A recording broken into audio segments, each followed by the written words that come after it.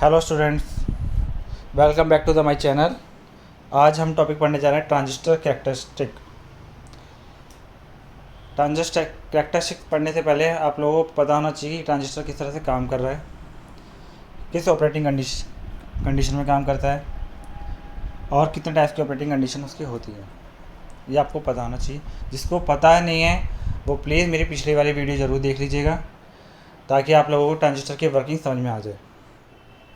तो स्टार्ट करते हैं आज का हम topic transistor characteristic. Transistor characteristic पढ़ने से पहले हम थोड़ा बेसिक इन्फॉर्मेशन लेते हैं। ट्रांजिस्टर होता क्या है? ट्रांजिस्टर क्या है? हमारा एक डिवाइस है जो क्या करता है, हमारा वीक सिग्नल को ट्रांसफ़र करता है लो रेजिस्टेंस से लेकर low resistance to high resistance. ठीक है। अब ट्रांजिस्टर जो है हमारा 3 टर्मिनल का डिवाइस है। कौन कौन से? Emitter, base, collector. पर जब हम एम्प्लीफिकेशन करेंगे तो हमें वहाँ पे क्या चाहिए होंगे? 4 टर्मिनल चाहिए होंगे। क्यों? 2 इनपुट के लिए और 2 आउटपुट के लिए। तो कितने टर्मिनल चाहिए हमें? 4 टर्मिनल। इसी चीज़ को, ये जो समस्या है इसको कम करने के लिए हम क्या करेंगे? एक टर्मिनल को क्या करेंगे? कॉमन कर देंगे। कॉमन करने से हमारा क्या होगा कि हमें 4 टर्मिनल हमें मिल जाएंगे, 2 इनपुट के लिए और 2 आउटपुट के लिए। तो इसी को हम बोलते हैं ट्रांजिस्टर कॉन्फ़िगरेशन। तो ट्रांजिस्टर कॉन्फ़िगरेशन कितने टाइप की होती है? 3 तरह की, क्योंकि 3 ही टर्मिनल है। तो कौन कौन सी होंगी हमारे, जो कि हम कॉमन कर सकते हैं? कॉमन बेस कॉमन कर सकते हैं, कॉमन एमीटर कर सकते हैं, कॉमन कलेक्टर कर सकते हैं। तो यही 3 हमारी क्या करेंगी? कॉन्फ़िगरेशन कहलाएंगी। Common base transistor configuration, common emitter transistor configuration और कॉमन कलेक्टर ट्रांजिस्टर कॉन्फ़िगरेशन। आगे पढ़ते हैं। Common base configuration. Common base configuration हमारी कौन सी कॉन्फ़िगरेशन होगी? जिसके अंदर आप बेस बेस होगा ट्रांजिस्टर का, वो क्या रहेगा? कॉमन रहेगा। किसके बीच में? एमीटर और कलेक्टर के सर्किट के बीच के अंदर। उसकी वजह से हमारा क्या होगा? जो इनपुट में क्या होंगे? 2 टर्मिनल कौन कौन से होंगे? एमीटर और बेस। और कलेक्टर आउटपुट में कौन से टर्मिनल होंगे? कलेक्टर और बेस। इनके बीच में हमारे आउटपुट मिलेगी। नीचे डायग्राम में आप देख रहे होगे कि दोनों डायग्राम हमारे दिए हुए हैं, पीएनपी का भी और एनपीएन का भी, जिसके अंदर बेस जो है हमारा कॉमन है। जो इनपुट सिग्नल जहाँ हम देते हैं वहाँ वो ट्रांजिस्टर में हम पढ़ेंगे कि यहाँ हमेशा क्या रहता है? फॉरवर्ड वाइज रहता है। और आउटपुट जहाँ सिग्नल देते हैं वहाँ पे हम क्या करते हैं? रिवर्स वाइज कनेक्शन करते हैं। ठीक है। ये ट्रांजिस्टर की जब मैंने वर्किंग पढ़ाई थी तब मैंने इसको अच्छे से एक्सप्लेन किया था, क्यों करते हैं, कैसे एम्प्लीफिकेशन करते हैं। तो आप प्लीज़ मेरी प्रीवियस वीडियो ज़रूर देख लीजिएगा ताकि आपको ये चीज़ समझ में आए और हम आगे बढ़ सकें इस चीज़ को लेकर। तो हम आगे बढ़ते हैं। Current amplification factor. Common base के अंदर क्या होगा? हमारा करंट एम्प्लीफिकेशन फैक्टर रहेगा। तो कॉमन करंट एम्प्लीफिकेशन फैक्टर हमारा क्या होता है? The ratio of output current to input current को हम क्या बोलते हैं? करंट एम्प्लीफिकेशन फैक्टर, जिसको हम किससे डिनोट करते हैं? अल्फ़ा से। आईसी जो हमारा है वो क्या है? Output current.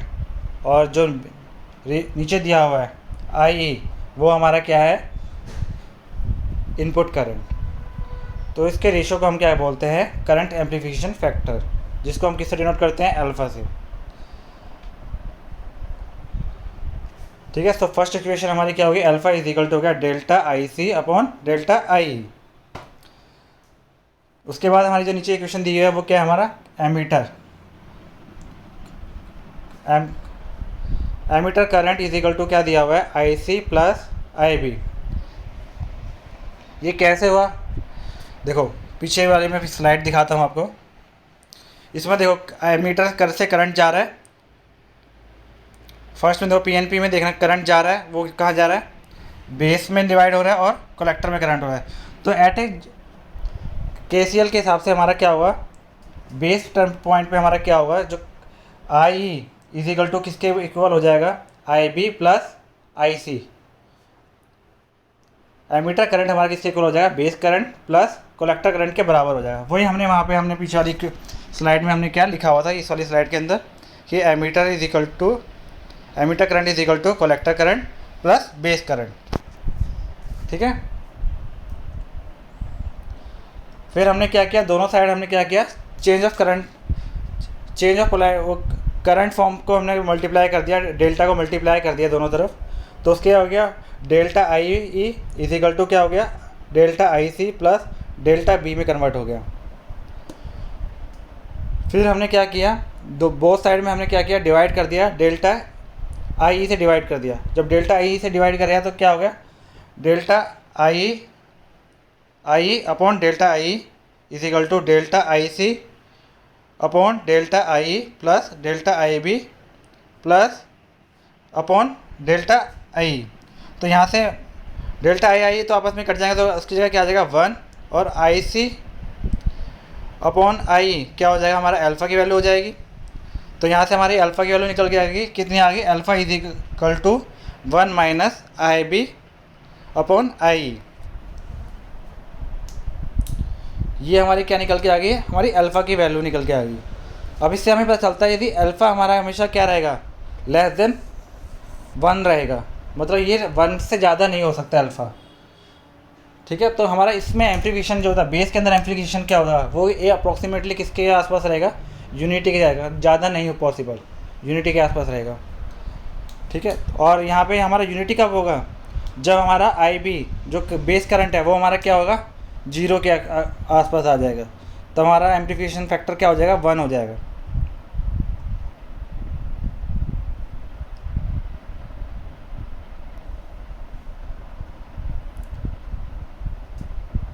अब हम पढ़ेंगे characteristic of common base configuration. जैसे हमने कैरेक्टरिस्टिक पढ़ी थी डायोड की, इसके बीच में करंट और वोल्टेज के बीच में एक ग्राफ बनाया था, ऐसे हम कॉमन बेस के कॉन्फ़िगरेशन करके हम क्या पढ़ेंगे, इसके कैरेक्टरिस्टिक पढ़ेंगे, मतलब ग्राफ बनाएंगे। तो इसमें दो तरह के हमारे ग्राफ बनते हैं, एक इनपुट साइड का ग्राफ बनता है और एक हमारा आउटपुट साइड का ग्राफ बनता है। जो इनपुट साइड का हम बोलते हैं, जो ग्राफ बनता है उसको बोलते हैं इनपुट कैरेक्टरिस्टिक, और जो आउटपुट साइड का हमारा ग्राफ बनता है उसको बोलते हैं आउटपुट कैरेक्टरिस्टिक। तो उसके लिए हमें इस तरह का एक अरेंजमेंट करते हैं, जो सर्किट डायग्राम दिख रहा है उसमें क्या करते हैं हम, एमीटर वोल्ट जो हमारे बेस वोल्ट इसके अंदर इनपुट वोल्टेज जो है उस पर हम क्या करेंगे, एक पोटेंशियोमीटर लगा देंगे R1, जिससे हम क्या कर सकते हैं, उस पोटेंशियोमीटर के थ्रू हम क्या कर सकते हैं, उसकी वैल्यू हम क्या कर सकते हैं, इनपुट सिग्नल की जो वैल्यू है उसको हम चेंज कर सकते हैं। एक हमने सीरीज़ में रेजिस्टेंस लगा रखा है RS, और जो क्या कर रहा है, हमारा जो करंट को क्या करेगा, हमारा लिमिट करेगा, रोके करंट को रोकेगा। देखिए हमारा करंट ज़्यादा जाएगा तो उसको क्या करेगा, वहाँ रोकेगा इससे। और वोल्ट मीटर लगा रखा है, वो क्या करेगा, एमीटर बेस टर्मिनल के अक्रॉस वोल्टेज ड्रॉप मेज़र करेगा, कितनी हमारी मेज़र ड्रॉप हो रही है। और जब हम इस एक एम्पेयर मीटर लगा रखा है, मिली एम्पेयर मीटर, वो क्या करेगा, हमारा चेक करेगा कि जब हम वोल्टेज को वेरी कर रहे हैं, इनपुट सिग्नल को हमारे वेरी कर रहे हैं, वी को वेरी कर रहे हैं, तो उसकी वजह से जो हमारा करंट वेरी कर रहा है, और उस वेरिफिकेशन की वेरी होने की वजह से हमारा क्या है, वोल्टेज ड्रॉप में क्या वेरिएशन हो रहा है, तो वो हम यहाँ पे मेज़र करेंगे कि उसकी वजह से हमारा सिग्नल को में क्या वेरिएशन हो रहा है, वो हम क्या करेंगे। ये हो गया हमारा इनपुट साइड का। और आउटपुट साइड में ऐसे हम मेज़र करेंगे, जब हम VCC को हम चेंज करेंगे R2 के थ्रू, तो वो क्या करेंगे, हम चेक करेंगे कि हमारा जो करंट में IC कलेक्टर करंट में हमारा क्या चेंजेस हो रहे हैं। ठीक है, तो उसकी हम स्टडी करेंगे। इन दो स्टडी को हम बोलते हैं कैरेक्टरिस्टिक ऑफ कॉमन कॉन्फ़िगरेशन। तो फर्स्ट ऑफ ऑल हम पढ़ेंगे इनपुट साइड की, तो इसलिए हम देखते हैं इनपुट साइड की configuration. Input characteristic curve common base के अंदर, the curve plotted between emitter current and base voltage. हमें ग्राफ जो हमारा प्लॉट करना है वो किसके बीच में होगा, एमीटर करंट और एमीटर बेस वोल्टेज के बीच में।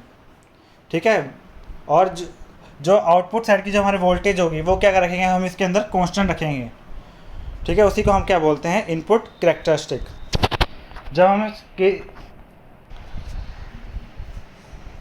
ट्रांजिस्टर का जो इनपुट साइड होता है वो हमारा क्या रहता है, हम क्या करते हैं, उसको फॉरवर्ड वाइज करते हैं। फॉरवर्ड वाइज करेंगे तो हमारा क्या होगा, उसके अंदर डिप्लीकेशन लेयर होगी, वो क्या होगी, जैसे डायोड के अंदर बहुत पतली होती है, ऐसे इसके अंदर क्या होगी, डिप्लीकेशन बहुत पतली होती है, जिसकी वजह से क्या करता है, वो करंट को आपस में फटाफट पास करने देता है।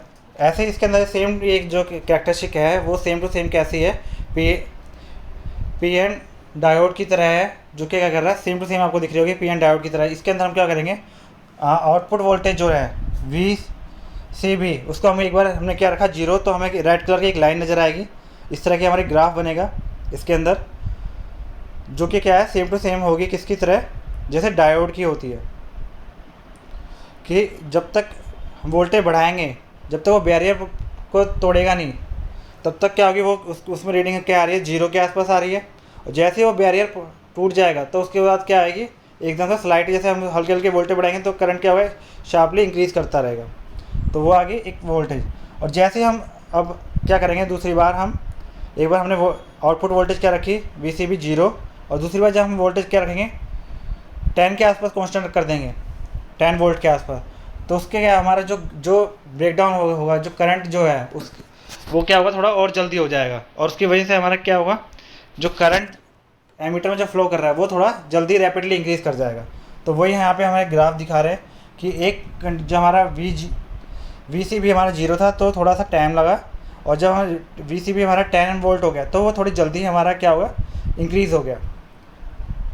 ठीक है, और यही हमारी क्या इनपुट रेजिस्टेंस क्या होगा, वोल्टेज अपॉन करंट, तो हम वो इनपुट रेजिस्टेंस का क्या होगा, V voltage across emitter base upon input input current क्या है, एमीटर करंट।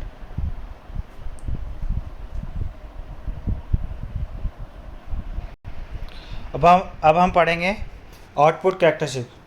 आउटपुट कैरेक्टरिस्टिक क्या होता है, the curve between the collector current and collector base voltage के बीच में जो कर्व बनेगा उसे हम बोलते हैं आउटपुट कैरेक्टरिस्टिक, जिसके अंदर हम क्या करेंगे, इनपुट जो करंट है उसको क्या कर देंगे हम कांस्टेंट।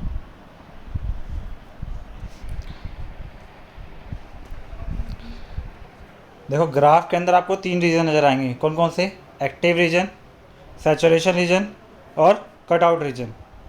जो एक्टिव रीजन के अंदर क्या होगा, जो हमारा कलेक्टर करंट होगा, जो कलेक्टर बेस रीजन जंक्शन जो होगा वो हमारा क्या होगा, रिवर्स बाइस होगा। रिवर्स बाइस होने की वजह से क्या होगा, उसके अंदर जो बैरियर जो बनता है वो क्या होता है, वो लार्ज होता है। उसकी वजह से क्या होगा, ट्रांजिस्टर की आप वर्किंग पढ़ोगे तो उसके अंदर क्या होता है, जो कलेक्टर करंट जो होता है वो इक्वल हो जाता है एमीटर करंट के लिए। तो इसलिए हम इस कंडीशन में क्या होता है, जो हमारा जो कर्व आता है वो बिल्कुल एक स्ट्रेट लाइन आ रहा है। ठीक है, एक्टिव रीजन में देखोगे तो वो बिल्कुल क्या है कि बिल्कुल स्ट्रेट लाइन है, रेड कलर की आपको नज़र आ रही है। तो इसमें क्या कर दिया हमने, अलग अलग वोल्ट एमीटर की जो इनपुट करंट है उसको अलग अलग पे फिक्स करके, जैसे पहले एक बार हमने रखा 0.5 वोल्ट पे रखा तो क्या हमारा ग्राफ आया, 1 पे रखा तो कितना ग्राफ आया, और 1.5 मिली एम्पेयर पे रखा तो कैसे हमारा ब्लू स्ट्रेट लाइन है उससे अबव आई। तो ये हम सब इसमें यहाँ स्टडी करते हैं इस ग्राफ के अंदर। ठीक है, और जब हमारा क्या कहते हैं सैचुरेशन में आ जाएगा, तो सैचुरेशन में आ जाएगा तो क्या होगा, सैचुरेशन रीजन में क्या होगा, तो क्या होगा, जो हमारा वी सी बी वोल्टेज है, कलेक्टर बेस जो वोल्टेज है वो हमारी क्या हो जाएगी, कैसी हो जाएगी, फॉरवर्ड वाइज हो जाएगी। फॉरवर्ड वाइज होने की वजह से क्या हो जाएगा, उस वोल्टेज में क्या होगा, हमारा जो करंट है कलेक्टर करंट वो रैपिडली डिक्रीज़ कर जाएगा। ठीक है, और कटआउट रीजन के अंदर हमारा क्या होगा, कटआउट रीजन के अंदर हमारा क्या होगा, जो एमीटर वोल्ट करंट है वो हमारा क्या होगा, 0 हो जाएगा, और वो क्या करेगा उस टाइम पे हमारा बिल्कुल कट ऑफ रीजन पे हमारा ट्रांजिस्टर वर्क ही नहीं करेगा बिल्कुल। तो सबसे नीचे वो है आई, जब 0 होगा तो वो क्या होगा, कट ऑफ रीजन है बिल्कुल सबसे नीचे, जो कि बिल्कुल पैरेलल है वीसीबी के, बिल्कुल पैरेलल हॉरिजॉन्टल डायरेक्शन में। और इसमें आउटपुट वोल्टेज क्या होगी हमारी, आउटपुट रेजिस्टेंस होगा हमारा delta VCB upon delta IC.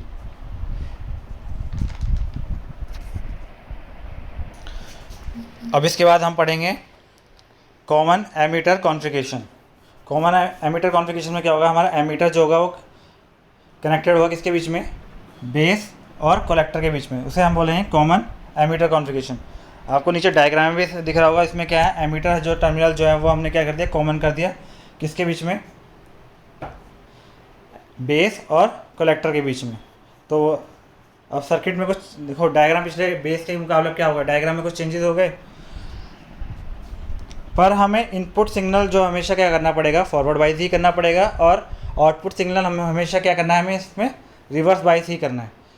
Diagram में और कुछ चेंजेस नहीं, डायग्राम में खाली क्या होगा, ट्रांजिस्टर की पोजीशन चेंज हो जाएगी, पर जो हमेशा क्या करना है, इनपुट सिग्नल को क्या करना है, फॉरवर्ड बाइस करना है, और आउटपुट सिग्नल जो होगा, जो आउटपुट जहाँ हम लेंगे, टर्मिनल जो होगा, उसको हमें क्या करना है, रिवर्स बाइस ही कनेक्शन करना है। नीचे आप डायग्राम देख रहे होंगे दोनों के, NPN का भी और PNP का भी। उसके बाद हम पढ़ते हैं base current amplification factor beta, जिसे हम डिनोटेट करते हैं किससे, बीटा से। Beta is equal to, beta क्या होता है हमारा, the ratio of output current upon input current. तो हमारा आउटपुट करंट क्या है, डेल्टा IC, और इनपुट करंट क्या है हमारा, डेल्टा बीटा। और IE emitter current is equal to किसके होता है, IC प्लस IB। जैसे हमने पहले पढ़ा था सेम टू सेम, इसमें भी क्या होगा, वही होगा कि IE emitter current is equal to क्या होगा, IC प्लस IB। फिर दोनों तरफ हमने क्या किया, इसमें चेंजिंग फैक्टर जो है, करंट चेंजिंग फैक्टर अब हमने मल्टीप्लाई कर दिया। मल्टीप्लाई करने से क्या हो गया हमारा, delta IE is equal to क्या होगा, delta IC plus delta IB। ठीक है, ये हो गया। फिर उसके बाद हमने क्या किया, IB इज इक्वल, IB की वैल्यू हमें फाइंड करनी, तो IB की हमने वैल्यू निकाली। IB की वैल्यू क्या होगी, delta IE minus delta IC। ठीक है, ये हमारे किसकी है, डेल्टा B की वैल्यू। अब ये जो डेल्टा B की वैल्यू है वो हम किस में रख देंगे, पहली इक्वेशन जो हमारी बीटा है उसमें हमने ये वैल्यू पुट कर दी। तो बीटा के अंदर हम वैल्यू पुट कर देंगे, तो बीटा क्या हो जाएगा, बीटा इज इक्वल टू क्या हो जाएगा, delta IC upon delta IE minus delta IC। ये हमारा हो गया। ठीक है, फिर उसके बाद हमने क्या किया, मल्टीप्लाई कर दिया किससे,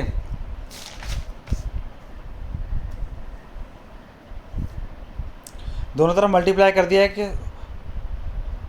डेल्टा IE से मल्टीप्लाई ऊपर भी और नीचे भी। तो हमारी इक्वेशन क्या हो जाएगी, delta IC upon delta IE, फिर बड़े वाला अपॉन, फिर delta IE upon delta E minus delta IC upon delta E। तो डेल्टा IE तो आपस में कट जाएंगे, तो उसकी जगह आ जाएगा 1, और delta IC upon delta E की वैल्यू क्या होती है, अल्फ़ा। तो हमारे बीटा की वैल्यू क्या निकल जाएगी, अल्फ़ा माइनस 1 माइनस अल्फ़ा। ठीक है, ये हमारी किसकी वैल्यू हो जाएगी, बीटा की वैल्यू, जिससे हम कह सकते हैं कि जो हम, यदि हमारी अल्फ़ा की वैल्यू 1 होगी तो हमारा बीटा क्या होगा, इनफाइनाइट। तो इस केस में क्या होता है, एमीटर एम्पलीफिकेशन क्या होगा हमारा, बहुत हाई होगा। एमीटर, कॉमन एमीटर कॉन्फ़िगरेशन में हमारा जो एम्पलीफिकेशन जो होता है वो हमारा कितना होता है, बहुत हाई होता है। इससे पता चलता है हमें कि जो हमारा एम्पलीफिकेशन है कॉमन एमीटर के केस में वो क्या है हमारा, वेरी हाई।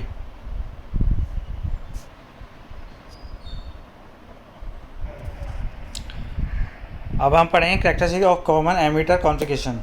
तो कॉमन कॉन्फ़िगरेशन कैरेक्टरिस्टिक पढ़ने के लिए हम क्या करेंगे, एक सर्किट बनाया हुआ है कि जैसे हमने कॉमन बेस के अंदर बनाया था, उसके अंदर हमने क्या किया, अब जब इनपुट वोल्टेज है उसको हम किसके थ्रू वेरी कर रहे हैं, हम R1 के थ्रू। ठीक है, और यहाँ पे हमने, वहाँ पे हमने लगाया था मिली एम्पेयर में लगाया था, और यहाँ पे हमारा कि जो करंट जा रहा है वो कितने में जा रहा है, बहुत स्मॉल अमाउंट में, मिली एम्पेयर, माइक्रो एम्पेयर के अंदर। ठीक है, और उसके अक्रॉस क्या है, बेस एमीटर के वोल्ट को मेज़र करने के लिए हमने क्या किया, एक वोल्ट मीटर लगाया है, और ऐसे ही हमने आउटपुट साइड क्या किया, एक आउटपुट वोल्टेज को चेंज करने के लिए एक पोटेंशियोमीटर लगाया है जिसको हम बोलेंगे R2, और उस कलेक्टर एमीटर के बीच के वोल्टेज मेजर करने के लिए हमने क्या लगाया, एक वोल्ट मीटर लगाया है, और आउटपुट करंट मेजर करने के लिए क्या है, मिली एम्पेयर मीटर लगाया है। तो हम यहाँ पे एक ग्राफ बनाएंगे उसी के वैसे ही जैसे पहले बनाए थे। दो ग्राफ बनेंगे हमारे, इनपुट कैरेक्टरिस्टिक और आउटपुट कैरेक्टरिस्टिक, किसके, कॉमन एमीटर के।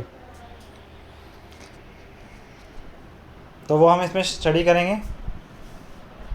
तो स्टार्ट करते हैं अपना input characteristic. Input characteristic curve हमारा क्या है, the curve plotted between base current and base emitter voltage is also called the input characteristic. अब base current I B current हमारा क्या है, इनपुट करंट है, और जो वोल्टेज वो हमारी क्या है, बेस एमीटर वोल्टेज जो हमारी क्या है, इनपुट वोल्टेज है।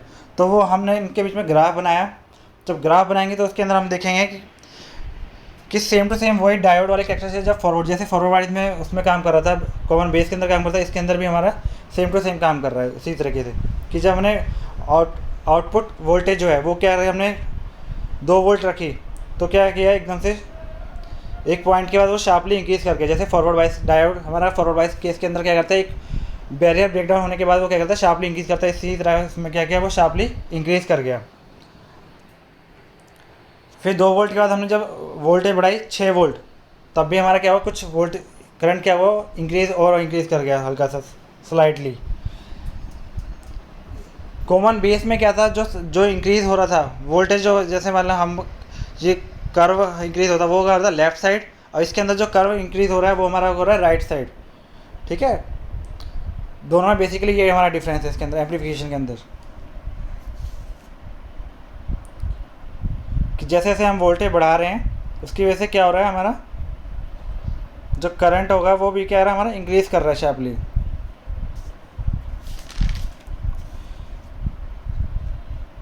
जो ये हमारे कैरेक्टर्स है इनपुट कैरेक्टर्स, वो सिमिलर किसके है, डायोड के कैरेक्टर्स है। जैसे जैसे हम बेस करंट बढ़ाएंगे हमारे क्या है, वोल्टेज भी हमारे क्या करेगी, इंक्रीज़ कर जाएगी धीरे धीरे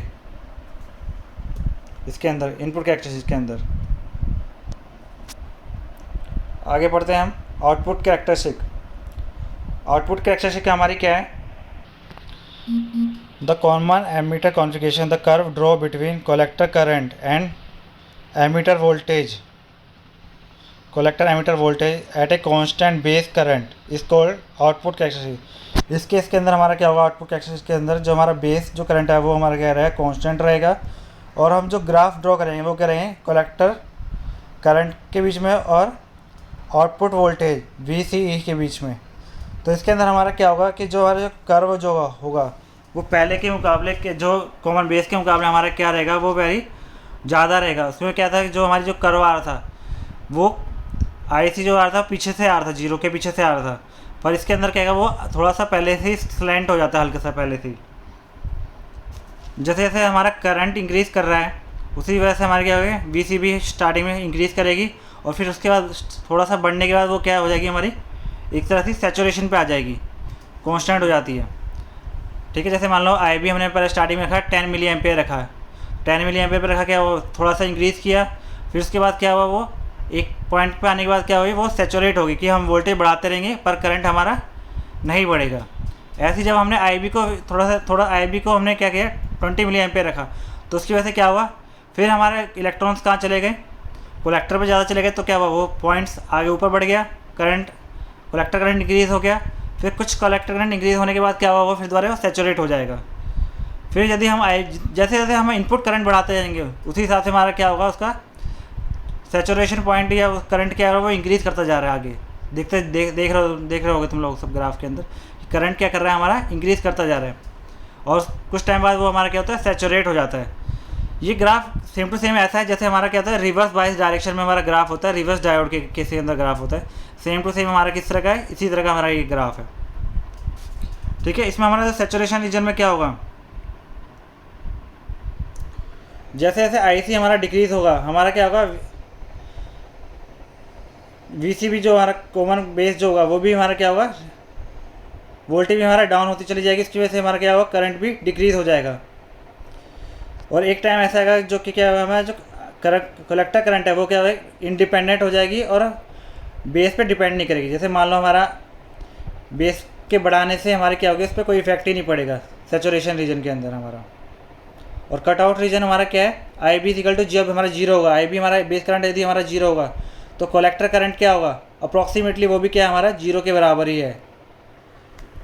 ठीक है, यदि हमारा इनपुट करंट ही नहीं जाएगा तो हमारा क्या कलेक्टर में क्या आएगा, हमारा कुछ आउटपुट नहीं आएगा, तो वो क्या हमारा कट आउट रीजन के आसपास, मतलब VC के बिल्कुल पास में ही है। तो आउटपुट रेजिस्टेंस हमारा कितना होगा, delta VC upon delta IC, ये हमारा क्या होगा, आउटपुट रेजिस्टेंस।